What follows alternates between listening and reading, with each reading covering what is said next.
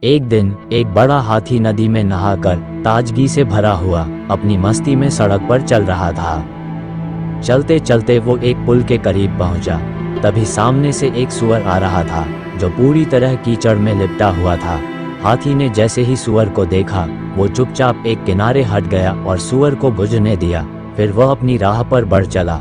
सूअर को ये देखकर बहुत घमंड हो गया। वह अपने दोस्तों के पास गया और बोला, देखो मेरी कितनी धाक है।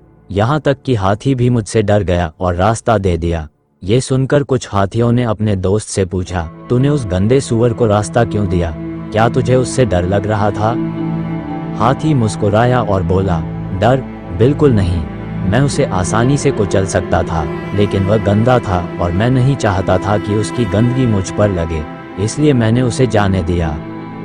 कहानी का अर्थ। ये कहानी छोटी है, लेकिन इसका अर्थ बहुत बड़ा है।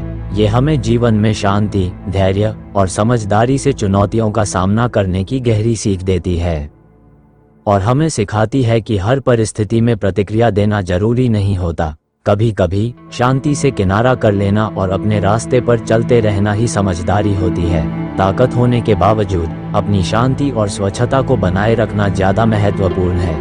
हर चीज आपका समय और ध्यान पाने के लायक नहीं होती, इसलिए सोच समझ कर चुनें कि आपको किस चीज में उलझना है और किसे छोड़ देना है। हमें भी इस कहानी से प्रेरणा लेते हुए अपने जीवन में ये समझना चाहिए कि हर छोटी छोटी बातों पर उलझना हमारे कीमती समय की बर्बादी है। अगर हम हर नकारात्मक टिप्पणी या व्यवहार पर प्रतिक्रिया देंगे तो हम अपनी ऊर्जा और समय व्यर्थ करेंगे। जीवन में बहुत सी चीजें होती हैं जो हमारी प्रतिक्रिया के योग्य नहीं होती, इसलिए बेहतर है कि हम उन चीजों को नजरअंदाज करना सीखें जो हमें नुकसान पहुंचा सकती हैं। शांति बनाए रखना और अपनी राह पर दृढ़ता से चलते रहना ही असली ताकत है। सही मायने में वही व्यक्ति सफल होता है जो अपनी प्राथमिकताओं को पहचानकर महत्वपूर्ण चीजों पर ध्यान केंद्रित करता है और बाकी को अनदेखा कर देता है। हर परिस्थिति में उलझने की बजाय समझदारी से सोचें और उन बातों को छोड़ दें जो आपका समय और ध्यान पाने के योग्य नहीं हैं। यही जीवन में आगे बढ़ने और अपनी शांति को बनाए रखने का सबसे अच्छा तरीका है।